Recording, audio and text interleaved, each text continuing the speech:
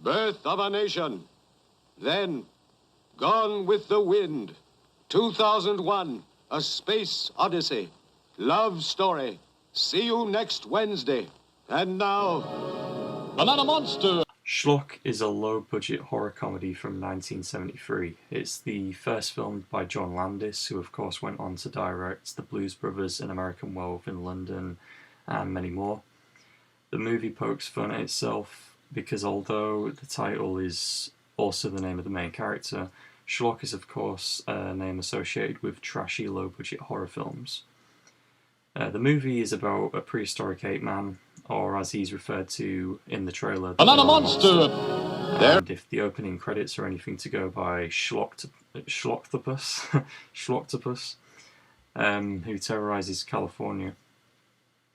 But that doesn't mean he doesn't have a little bit of fun along the way, because although he's on a killing spree, killing pretty much anybody he comes into contact with, there's still some really fun scenes in the movie where he goes and watches a film in a movie, in a cinema, and he also falls in love with a blind girl, and there's that whole sort of like connection between ape and woman, much like we see in King Kong, and it does actually refer to King Kong quite a lot throughout the movie. There's a lot of similarities, obviously on a low budget scale.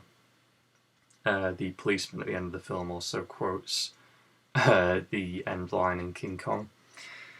But yeah, a lot of movie references in this. There's also the theme used in 2001: A Space Odyssey, which is used in this movie, and Schlock in this movie actually mimics the apes in the prehistoric scene in 2001.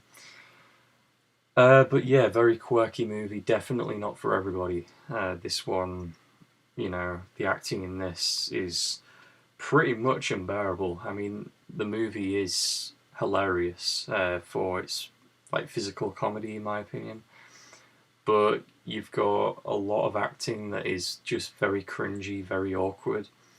A lot of the actors in this movie, I don't know what scripts they were reading from, but John Landis obviously wanted them to act very quirky and awkward on purpose, because some people throughout this movie see Schlock and they're completely scared of him. They recognise him as the Banana Monster, the guy that's been terrorising California and killing loads of these people.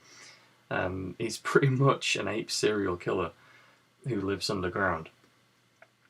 And there's certain scenes throughout this movie where people just look at him and just go about their daily business as though, yeah, it's just an ape walking around. So it's very, strange in terms of acting.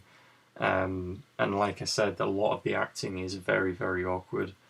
And a lot of the characters' reactions are just dumb.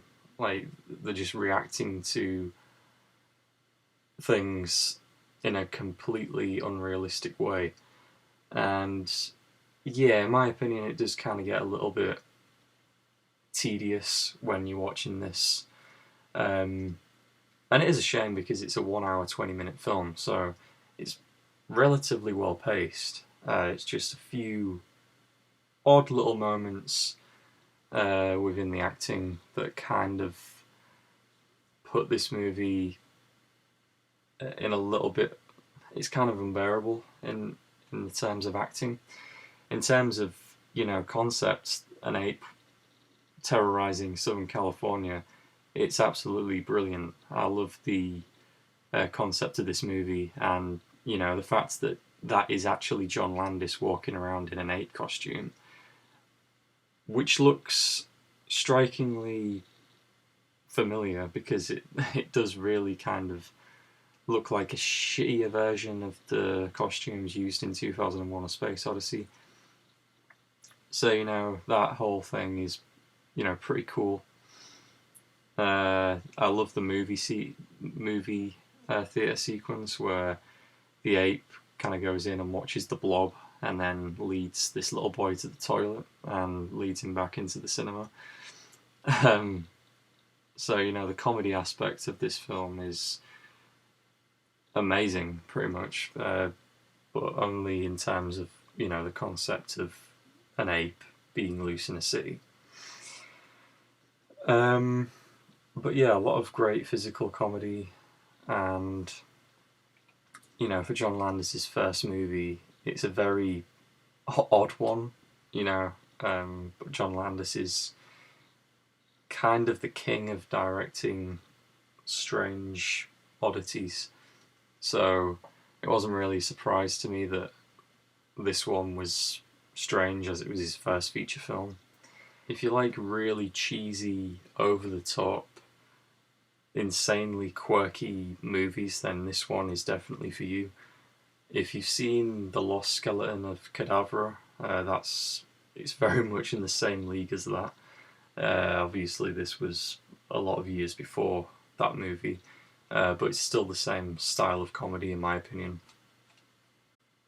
There's also a great scene towards the end of the movie where a professor emerges from Schlock's sort of dwelling, and he comes out with a baby Schlock, which is referred to as the son of Schlock, leading up to a potential sequel, which we never actually got. But I really don't think John Landis is on the cards for making a sequel to this movie. Banana monster! Banana monster! Banana monster! Banana monster!